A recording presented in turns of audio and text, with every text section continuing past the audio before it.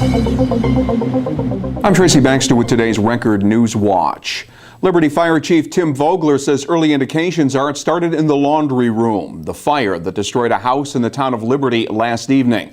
Men and equipment from 7 Sullivan County departments rushed to the home at 183 Radcliffe Road, which was fully engulfed in flames. A woman inside the 4-bedroom house got out okay. Firemen had to battle not only the flames and smoke, but also heavy rain. He came to provide his official blessing. Cardinal Timothy Dolan took part in today's official grand opening of the new Catholic Charities Community Center in Kingston. The Cardinal taking a tour of the facility and meeting with students at the former St. Peter's School. The building was bought by Catholic Charities in 2009 with a $2.1 million state grant, but it was anything but a smooth transition. Fire gutted the building in 2010, and the structure was further damaged by a blizzard days later.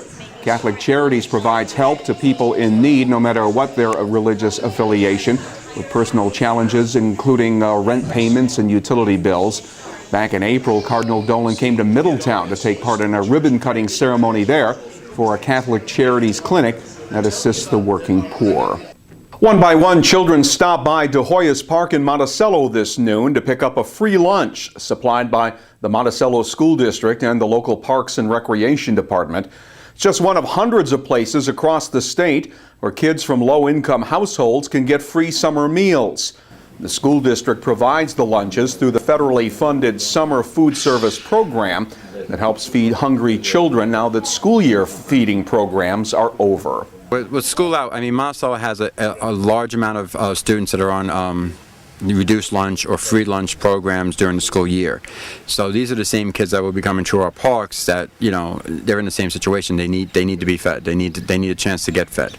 You know, and we're glad to give them an opportunity. More than 350,000 children a day will receive meals through the statewide program this summer.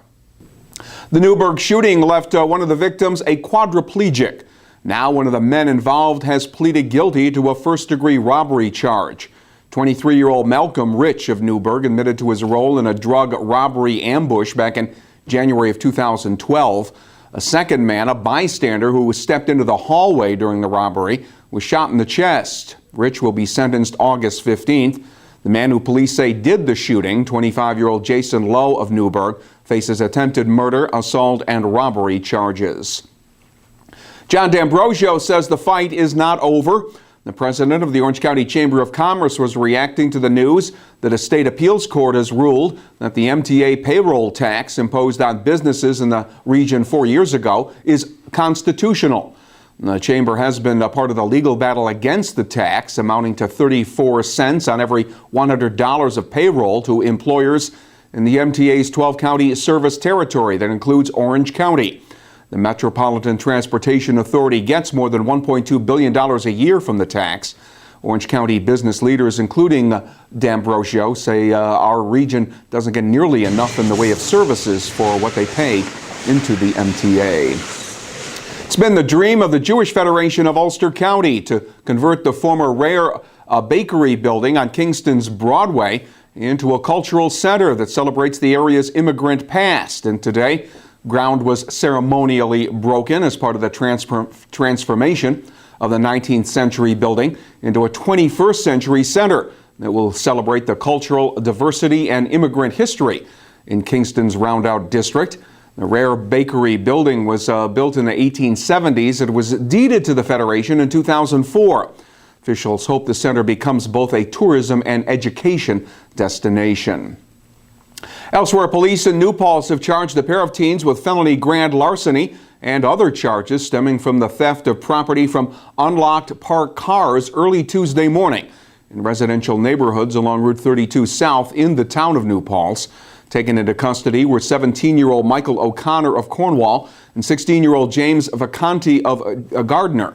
Among the items stolen, a laptop computer and a loaded handgun. And police say at least one piece of property had been stolen from a residence in Modena.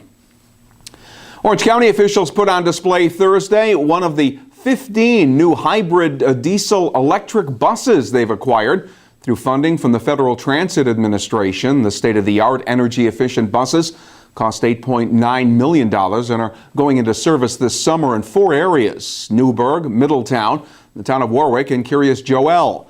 They will replace existing fleets, and they use both a diesel engine and an electric motor similar to those used by hybrid cars. Officials say they will be nearly 25% more fuel efficient than their predecessors, and they will be the first hybrid transit buses in Orange County to be used by public transit operators. And Sunday will be a big day at the FDR Museum in Hyde Park. That's when visitors will be able to witness the formal unveiling of $35 million worth of renovations that have been made to the building.